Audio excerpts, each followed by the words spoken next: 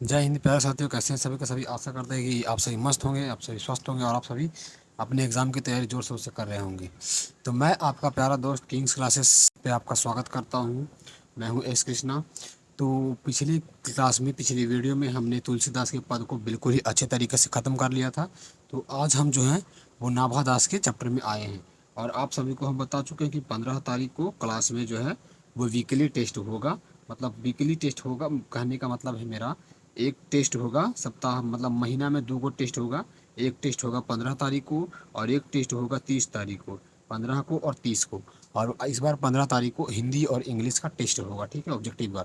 तो जिन्होंने भी तैयारी नहीं किया है, जिन्होंने भी चैप्टर नहीं पढ़ा है, आप एक बार पढ़ लीजिए। यहाँ से हम यूट्यूब के माध्यम से आपको पढ़ा रहे हैं, पढ़ लीजिए, यहाँ से आपका क्वेश्चन आएगा ही आएगा, ठीक है। तो चलिए हम शुरू करते हैं अपना चैप्टर। तो चैप्टर का नाम है छपय। हमारे इस अध्याय का नाम है छपय, ठीक है। छपय के जो लेखक हैं, छपय के जो लेखक हैं, छपय के लेखक कौन है? नाभा दास जी हैं। छपय के लेखक नाभा दास जी हैं। और जैसा कि आप सभी को पता ही है कि सबसे पहले जो है वो पढ़ना होता है कवि परिचय, ठीक है। तो आइए आपको बारी बारी से एक एक बात को आपको समझा देते हैं, कवि परिचय में आपको क्या पढ़ना है, कैसे होगा पढ़ना, ठीक है। अभी थोड़ा सा जूम कर लेते हैं हम इस चीज़ को, थोड़ा सा जूम कर लेंगे। चलिए अभी ठीक है। उम्मीद करते हैं कि आप सभी को दिख रहा होगा सही ढंग से। चलिए, हाँ अभी ठीक है, एकदम परफेक्ट है। चलिए, तो वीडियो को शुरू करें इससे पहले कि अपने चैनल को सब्सक्राइब नहीं किया तो चैनल को कर लो सब्सक्राइब, वीडियो को कर दो लाइक और दोस्तों के साथ शेयर कर दो ताकि वो भी अपने एग्जाम की तैयारी जो कर पाएँ, ठीक है। तो सबसे पहले देखते हैं, कह रहा है कि नाभादास का जन्म संभवतः 1570 में दक्षिण भारत में हुआ था। इनके पिता बचपन में ही चल बसे और इलाके में भी अकाल पड़ गया, जिस कारण वे अपनी माता जी के साथ राजस्थान रहने आ गए, ठीक है। देखिए, कह रहा है कि नाभादास जी का जो जन्म हुआ था वो कब हुआ था? 1570 में, ठीक है। 1570 में नाभादास जी का जन्म हुआ था और बचपन में ही इनके पिताजी की मृत्यु हो गई थी, जिसके कारण, और उस समय दक्षिण भारत में अकाल भी पड़ा था। दक्षिण भारत में अकाल पड़ने के कारण ये अपने माता जी के साथ कहाँ चले आए? राजस्थान रहने चले आए, ठीक है। इतना में ठीक है, आगे बढ़े।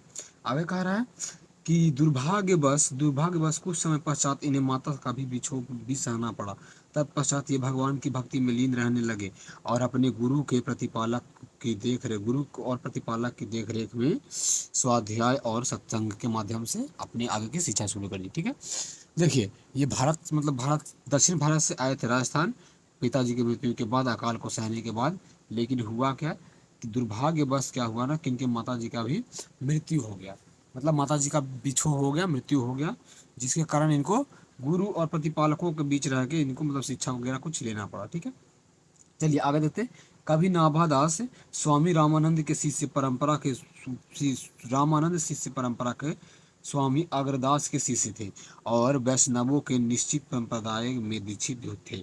जबकि अधिकांशतः विद्वानों के अनुसार कवि जन्म से दलित वर्ग के रहने वाले थे, किंतु अपने गुण कर्म स्वभाव और ज्ञान के एक विरक्त जीवन जीने वाले सगुणोपासक राम भक्त थे। ये कभी कभी क्वेश्चन पूछता है, ये क्वेश्चन कभी कभी पूछता है, ये टॉपिक पूछता है, राम भक्त थे। नाभादास जी कैसे थे? राम भक्त कवि थे, ठीक है। देखिए, ये स्वामी अग्रदास इनके गुरु थे, स्वामी अग्रदास इनके गुरु थे, अग्रदास जी इनके गुरु थे, ठीक है, इनके। और ये वैष्णवों के शिष्य थे। मतलब कुछ विद्वानों के अनुसार ना, कुछ विद्वान मानते थे कि ये बचपन से क्या थे, ये बचपन से दलित समुदाय से बिलोंग करते थे, ये बचपन से दलित समुदाय से बिलोंग करते थे, ठीक है। चलिए हम आगे बढ़ते हैं। थोड़ा सा हम कलर को चेंज कर लेते हैं ताकि आपको पता चले, कि पता चल नहीं रहा है ढंग से, जिस वजह से हमको परेशानी हो रहा है, ठीक है। अब ये पिंक ले लेते हैं, शायद आपको पता चलेगा सही ढंग से। हाँ ये सही रहेगा। चलिए, ये पता चल रहा है, हाँ अभी सही पता चल रहा है। चलिए, तो ये हो गया हमारा कवि परिचय। आगे बढ़ते हैं, तो आगे कहते हैं कि इन्होंने इन्होंने कई रचनाएं रची हैं, ठीक है। इन्होंने कई रचनाएं रची हैं। कह रहे हैं कि नाभा दास का अविचलम भगवद भक्ति, भक्त चरित्र और भक्तों की स्मृतियां ही अनुभव सर्वस्व है। इनकी मुख्य रचना भक्तमाल, अष्टयाम, ब्रज ब्रज भाषा गद्य, रामचरित की दोहा शैली में रामचरित संबंधी प्रकीर्ण पदों का संग्रह। इन्होंने कई रचनाएं रची हैं, जिनमें से सबसे ज़्यादा जो फेमस है भक्तमाल है, ठीक है। भक्तमाल, अष्टयाम, ये इसको अष्टछाव भी कहते हैं, अष्टयाम। तो ये किस भाषा के थे? ब्रज भाषा के थे, ठीक है। नाभादास जी ब्रज भाषा के कोई थे। अगला कहता है इसमें, अगला कहता है मेरे दोस्त कि नाभादास जी, अगला कहा जाता है हमारा कि कभी नावादास स्वामी तुलसी गोस्वामी तुलसीदास के समकालीन सगुणोपासक राम भक्त कवि थे, जिनमें मर्यादा के स्थान पर मधुर्यता अधिक मिलती थी। कह रहे हैं कि नाभादास जी जो हैं वो महान कवि गोस्वामी तुलसीदास के समकालीन थे। समकालीन कहने का मतलब साथ साथ एक ही समय में हुआ करते थे, ठीक है। एक ही समय में हुआ करते थे, समकालीन माने एक समय में, ठीक है। तो ये तुलसीदास के समकालीन थे। और आगे कहते हैं कि ये राम भक्त धारा थे, जिनमें मर्यादा के स्थान पर मधुरता मिलती थी। इनकी सोच इनकी सोच जो थी, मान्यताओं में किसी प्रकार की संकीर्णता नहीं, बल्कि पक्षपात, दुराग्रह, कट्टरता, अपनी अभिरुचि ज्ञान से मुक्त एक भावुक सहृदय विवेक संपन्न सच्चे भक्त कवि थे। इनमें कट्टरता वगैरह पक्षपात वगैरह कुछ भी नहीं दिखता था। सिंपली एक बहुत अच्छे कवि थे, और ये मतलब जो भी बोलते थे लोगों के हित के बारे में बोला करते थे। तो नवाब के बारे में ये चीजें कही गई है, ठीक है। आगे देखते हैं, आगे कहता है इसमें कि कहता है कि अपनी अभिरुचि ज्ञान विवेक भाव प्रसार आदि के द्वारा प्रतिभा का प्रकर्ष उपस्थित किया। इन्होंने अपनी अभिरुचि भाव प्रसार आदि के द्वारा मतलब अपनी प्रतिभा को प्रकर्ष किया। देखिए आगे कहता है कि कवि की रचना छापे कबीर और सुर पर लिखे गए 6 पंक्तियों वाले गेय पद कवि द्वारा रचित छापे भक्तमाल संकलित 316 और 20 भक्तों का चरित्र वर्णित ग्रंथ में उद्धृत है। छपय एक छंद है जो 6 पंक्तियों का गए पद होता है। देखिए पूछता है कि छपय क्या होता है, तो छपय क्या होता है? छपय एक छंद होता है जिसमें कितनी पंक्तियां होती है? 6 पंक्ति, जिसमें होती है 6 पंक्ति, ठीक है। 6 पंक्तियों का छंद होता है छपय, ठीक। तो ये जो है वो 316 छपे और 20 भक्तों के बारे में इसमें लिखा गया है, उसी से ये लिया गया है, ठीक है। कविता का अगर हम सारांश की बात करें तो देखिए, छपे शीर्षक पद में कबीरदास और एवं तुलसीदास पर लिखे गए छपे भक्तमाल में संकलित हैं। ये जो है वो भक्तमाल से लिया गया है। छपे जो है वो कहाँ से लिया गया है, तो हम कहेंगे कि भक्तमाल से लिया गया है। आपसे पूछेगा कि छपे कहाँ से लिया गया, तो आप कहिएगा कि सर जी भक्तमाल से ये जो छपे है इसको लिया गया, ठीक है। भक्तमाल से लिया गया है। इसमें आगे कह रहा है कि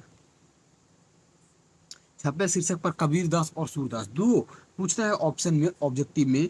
ये एकदम याद कर लेना है, ये वाला आएगा कि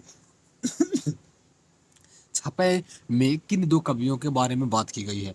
तो सबसे पहले कवि हैं हमारे कबीर जी, और दूसरे कवि हैं हमारे सूरदास, ठीक है। सूरदास जी हैं। और आगे कह रहा है कि छपा एक छंद है जो 6 पंक्तियों का गेय होता है, ठीक है। आगे कह रहे हैं इसमें कि नाभादास अंतर्दृष्टि मर्मग्राणी प्रज्ञा सारग्राही चिंतन और विदग्ध भाषा शैली के नमूने हैं। सब मतलब इन्होंने मतलब एक बहुत ही बेहतर ढंग से किसी भी चीज़ को मर्मग्राहिणी एकदम मर्मों को समझते हैं ये, ठीक है। आगे कहते हैं कि प्रस्तुत छपय में वैष्णव भक्ति की नितांत भिन्न 2 शाखाओं के इन महान भक्त कवियों पर लिए गए छंद हैं। इन कवियों से संबंधित अब तक के संपूर्ण अध्ययन विवेचन प्रसार सूत्र इन छंदों से कैसे पूर्व कथित हैं, यह देखना विस्मयकारी है। कह रहे हैं कि इसमें जो है दोनों के दोनों सूरदास जी और कबीरदास जी दोनों के दोनों जो है वो एक बेसिक तौर पे एक वैष्णव कवि हैं, दोनों वैष्णव कवि हैं। हालांकि दोनों के दोनों मतलब दोनों ऐसे होता है कि जैसे किसी एक भगवान को होता है ना, कि किसी एक भगवान को मानना दूसरे भगवान को नहीं मानना, ऐसा दोनों में से किसी में नहीं होता है। वे कहते हैं कि भगवान है तो है दिखाओ, और मतलब सिंपल इनका बात है, वो दोनों ही हिंदू मुस्लिम से मानते हैं। आगे कहता है कि ऐसी प्रतीत है कि इस कविता में आपको ऐसा प्रतीत होता है, ऐसा प्रतीत है कि आगे की सतियों में इन कविता पर अध्ययन विवेचन रूपरेखा जैसा तय कर दी गई हो। पाठ के प्रथम छपाई में नाभादास अपने आलोचनात्मक शैली में कबीर के प्रति अपने भाव व्यक्त करते हैं।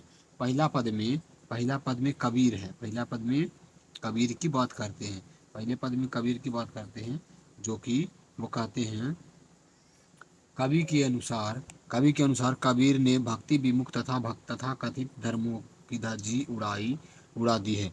उन्होंने वास्तविक धर्म को स्पष्ट करते हुए योग, व्रत, दान और भजन के महत्व को बार बार प्रतिपादन किया है। उन्होंने अपना शब्दी साखियों और रामायण में क्या हिंदू और क्या तुर्क जैसे प्रति आदर भाव व्यक्त किया है। कबीर के वचनों में पक्षपात नहीं, उनमें लोक मंगल की भावना है। मुंह देखी बात नहीं करते। उन्होंने वर्णाश्रम के पोषक सट दर्शनी के दुर्लभताओं को तार तार किया है। कबीर ने सीधे तौर पर कहा है कि कबीर के बारे में नाभादास जी कहते हैं कबीर के बारे में कि कबीर ऐसे हैं जो कि कभी किसी के पक्षपात से बात या मुख देखी भानी नहीं, मुंह देखकर किसी का चापलूसी नहीं किए हैं। जो भी बात किए हैं वो सबके हित की बात किए हैं, सबके हित और सबकी खुशी की बात किए हैं। तो नाभादास जी कबीर के बारे में ऐसी बातें कहते हैं। ठीक है, आगे बढ़ते हैं। तो आगे कहता है अगला, कबीर में छपे में कवि ने सूरदास जी के कृष्ण की भक्ति प्रकट किए हैं। कवि का कहना है कि सूर कविता सुन कौन ऐसा कवि जो नहीं साथ हामी न भर। मतलब कहते हैं कि सूर कविता सुनी कौन कवि जो नहीं सिर चालन करे। अर्थात ऐसा इस दुनिया में कौन सा कवि है जो सूरदास की कविता को सुनकर अपना सिर चालन नहीं करता है। ऐसा कोई कवि है ही नहीं, ऐसा कोई कवि है ही नहीं। ठीक है, तो चलिए आगे बढ़ते हैं। तो आगे कहते हैं कि सूर्य की कविता में श्री कृष्ण की लीला का वर्णन है। सूर्य के बारे में नाभादास जैसा कहते हैं कि जब वे लिखते हैं, जब वे कोई गीत गाते हैं, कोई भजन गाते हैं कृष्ण के लिए, तो मानो ऐसा गाते हैं जैसे उनके साक्षात कृष्ण बैठे हुए हैं और वो देखकर उन्हें बोल रहे हैं। ठीक है, आगे कहते हैं कि सूर्य की कविता में श्री कृष्ण लीला का वर्णन होता है। उनके जन्म से लेकर स्वर्ग धाम तक की लीलाओं का मुक्त गुणगान किया गया है। उनकी कविता में क्या नहीं गुण माधुरी और रूप माधुरी सब कुछ भरी हुई है। सूर्य की दिव्य दृष्टि थी, वही दिव्यता उनकी कविताओं में प्रतिबिंबित है।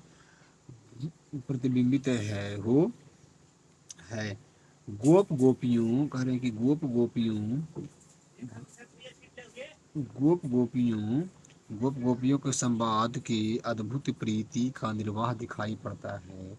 शिला की दृष्टि में उक्त विचित्र अनुप्रास से अनुपम छटा संपन्न दिखाई पड़ता है। मतलब इनके बारे में कहते हैं कि ऐसा कोई कवि है नहीं जो कि सूरदास की कविता को सुनकर अपना सिर चालन नहीं कर सकता। ऐसा कोई कवि दुनिया में नहीं है। ठीक है, आगे कवि कहते हैं, आगे उनके लाइन के बारे में है। ये कबीर दास के द्वारा पहले पद भी दिया गया, पहला छपाई में कबीर के बारे में कहा गया है। कबीर के बारे में कहते हैं कि भाकरी भूमि जो धर्म सो अधर्म करिगाए, योग व्रत दान भजन बिनु तुच्छ दिखाए। हिंदू तुरक प्रमाण रमैनी सब दी साखी, पक्षपात नहीं बचन सब ही के हित की भासी। आरूढ़ दशा है जगत पे मुख देखी नहीं भनी, कबीर कानी राखी नहीं वर्णाश्रम सट दर्शनी। इसका अर्थ होता है, उन्होंने बहुत ही अच्छे ढंग से आपको गाकर सुनाया है। इसका अर्थ होता है ना कि जो भी व्यक्ति जो भक्ति से क्या हो जाता है ना, विमुख हो जाता है, भक्ति से अपना मुख मोड़ लेता है, उसके द्वारा किया गया हर एक काम जो होता है, वो प्रत्येक कार्य जो होता है वो अधर्म हो जाता है। योग व्रत जो बिना सब दान वगैरह जो भक्ति के बिना सब तुच्छ दिखाई देता है। और हिंदू तुरक रमैनी सबदी साखी, पक्षपात कबीर ने कभी भी पक्षपात नहीं किया है। वो जो बात बोलते हैं वो सबके हित की बात बोलते हैं, ठीक है। अगले में अगला में ये सूरदास जी के द्वारा दूसरा छापा है, जिसमें कहते हैं कि उक्ति चाउ अनुप्रास वर्ण उपस्थित अति भारी, वचन प्रीति निर्भी अर्थ अद्भुत तुकधारी, प्रतिबिंबित दिव्य दिव्य दृष्टि हृदय हरि लीला भासी, जन्म कर्ण गुण रूप सब ही की रसना प्रकाशी, विमल बुद्धि होता सुखी ये अणगुण श्रवण निधरे, सूर्य कवित सुनि कौन कवि जो नहीं सिर चालन करे। इसका अर्थ हो जाता है, आपको लाइन बाय लाइन हम सुना देते हैं। इसका अर्थ होता है क्या कि उक्ति चाउ उनके उनके वर्णों में, उनके लेखनी में अनुप्रास वर्ण की, अनुप्रास अलंकार की भरमार होती है, और जो भी होते हैं ये एकदम ऐसा तुक धारण करते हैं, अद्वित हैं, अद्भुत तुक धारण करते हैं। तुक धारण करने का जैसे लास्ट का लाइन मिलता हो, अति भारी तुकधारी, तो ये अपने लेखनी में तुक को धारण करते हैं। प्रतिबिंबित दिव्य दृष्टि, ये हृदय से किसी भी चीज को लगता है ऐसे किसी चीज को देख रहे हैं, इनके दिव्य दृष्टि मिली है। दिव्य दृष्टि मतलब होता है दिव्य दृष्टि मिली है इन्हें, और जो ये लीला का वर्णन कर रहे हैं। जन्म कर्म गुण सब ही के रचना प्रकाशी, इनका इनका जन्म जो हुआ है वो मान लीजिए जन्म से एकदम सूर्य की तरह आप सबको प्रकाश दे रहे हैं। विमल बुद्धि वो तासु की यह सुनि श्रवणाधारी, श्रवणाधारी, इसका अर्थ हो जाता है कि इनकी बुद्धि जो है वो विवेक है, और सबकी मतलब इनके इनके जो बोलते हैं तो कानों को लगता है सुकून देता है। और सूर्य का भी तो सुनी कौन कभी जो नहीं सिर चालन करे, इसका अर्थ हो जाता है, इसका अर्थ होता है कि सूर्यदास की कविता सुनकर कौन ऐसा कवि है जो कि सूरदास की कविता सुनकर कौन ऐसा कवि है जो कि सिर चालन नहीं करता है, ऐसा कोई कवि नहीं है। तो ये हो गया हमारा ये नाभादास द्वारा रचित छपै छपै। अगर आपको वीडियो पसंद आया होगा तो वीडियो को लाइक कर दीजिएगा, दोस्तों को शेयर कर दीजिएगा, और अपने प्यारे यूट्यूब चैनल किंग क्लासेस को सब्सक्राइब भी कर दीजिएगा, दोस्तों के साथ शेयर कर दीजिएगा वीडियो को, और एक प्यारा सा कुछ कमेंट कर दीजिए ताकि हमारा भी मोटिवेशन मिले, हमको भी मोटिवेशन मिले, और अच्छा लगे कि आपको हम आगे वीडियो प्रोवाइड करा सकें। तो आज के लिए इतना ही, मिलते हैं आपसे अगली वीडियो में, तब तक के लिए जय हिंद, जय भारत।